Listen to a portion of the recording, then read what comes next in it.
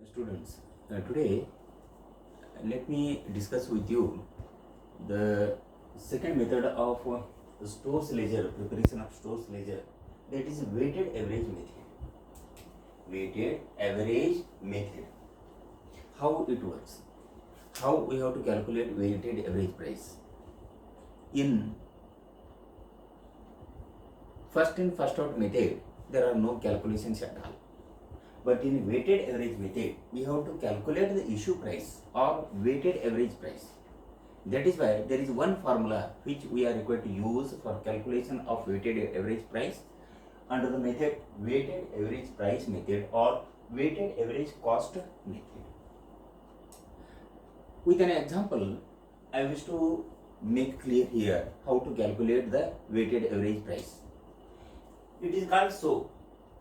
ह्याला असं म्हणतात, कारण सांगतो, वेट हे लक्षात घेऊन एव्हरेज प्राइस कॅल्क्युलेशन करतो. वेटेड एव्हरेज प्राइस मेथडचा ना अर्थ काय, वेट हे लक्षात घेऊन, वेट म्हणजे ते वजन असेल अथवा आहे ना मीटर लिटर युनिट म्हणतो ना, ते युनिट लक्षात घेऊन एव्हरेज प्राइस कॅल्क्युलेशन केल्यानंतर त्यालाच आहे वेटेड एव्हरेज प्राइस मेथड असं नाव आहे. When we calculate average price on the basis of weight, unit, quantity, प्रमाण. ओके, थोडक्यात सांगायचं म्हणजे त्याला काय म्हणतात, weighted average price method असं म्हणतात. So under weighted average price method we calculate the price at which the materials are to be issued to the production department, keeping in mind the total value and also the total weight on that particular date. ठराविक तारीखला आमच्या हाती आमच्याकडे असलेले स्टॉकचं एकूण मूल्य किती आणि त्याला भागाकार करतो weight, total quantity of materials at hand भागाकार करतो. आम्हाला WAP मिळतं, वेटेड एव्हरेज प्राइस असे मिळतं.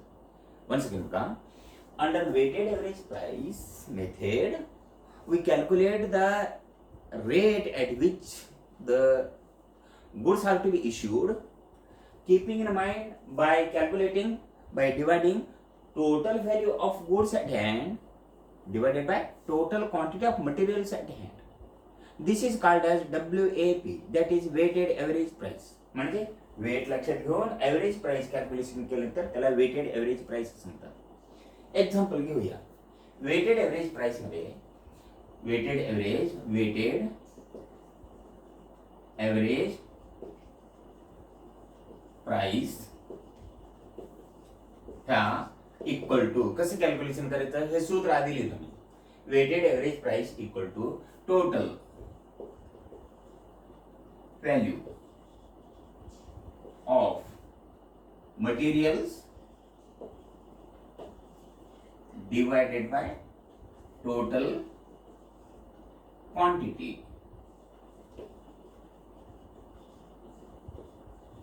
Of materials. हे फॉर्म्युला अतिशय महत्वाचा आहे. हे फॉर्म्युला आहे ना अतिशय महत्वाचा आहे, लक्षात घ्या. Weighted average price equal to total value of materials at hand.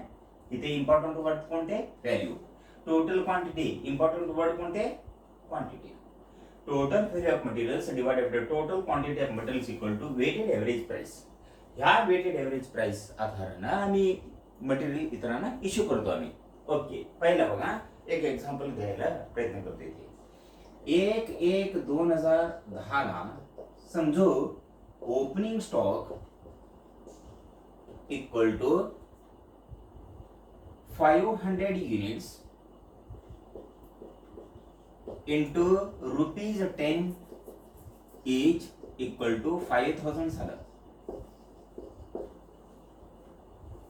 त्यानंतर 5/10/2010 ला नंतरचं ट्रान्झॅक्शन परचेज्ड इक्वल टू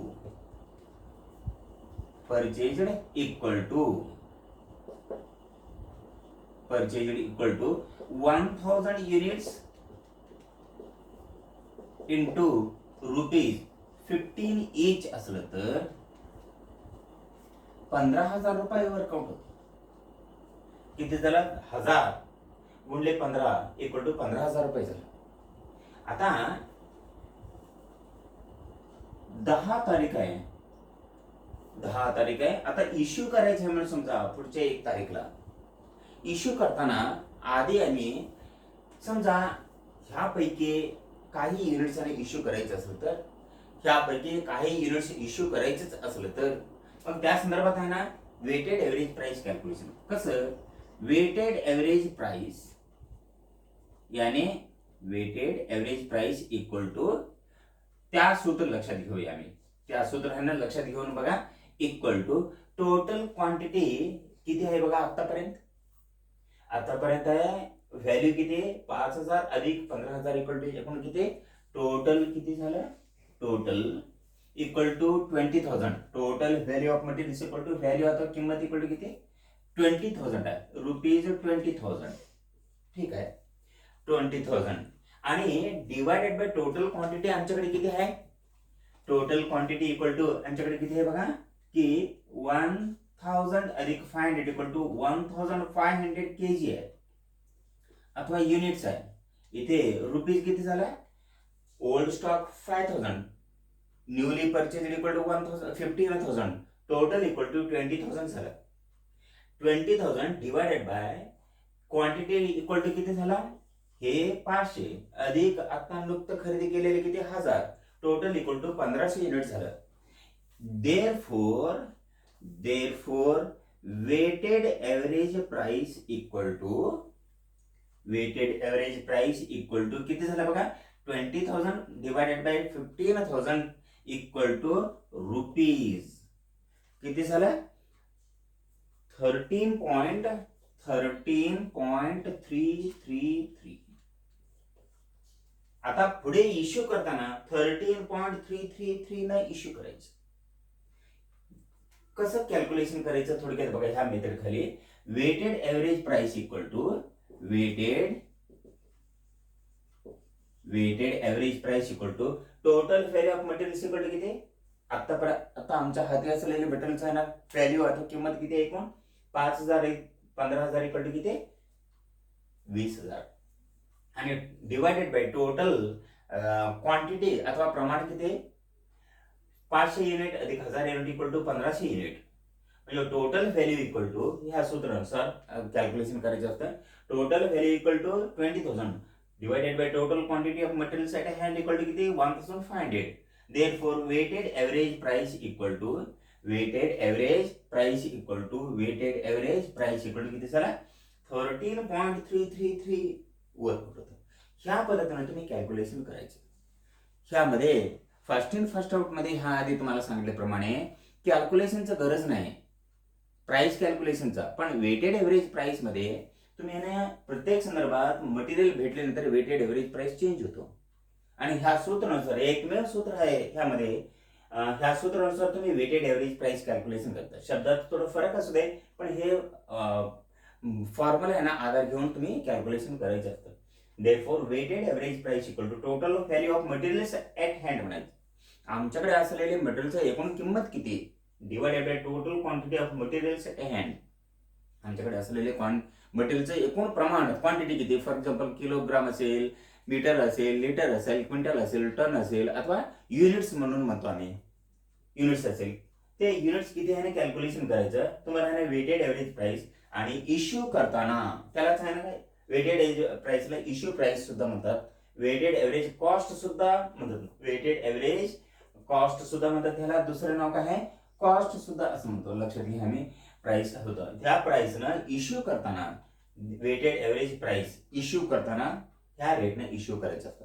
ह्या पद्धतीने तुम्ही वेटेड एव्हरेज प्राइस मध्ये आहे ना वेटेड एव्हरेज प्राइस अथवा मूल्य कॅल्क्युलेशन करायचं असतं.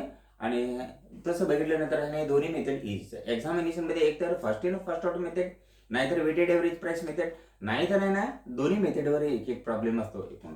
So this is what I try to convince you with regard to weighted average price method.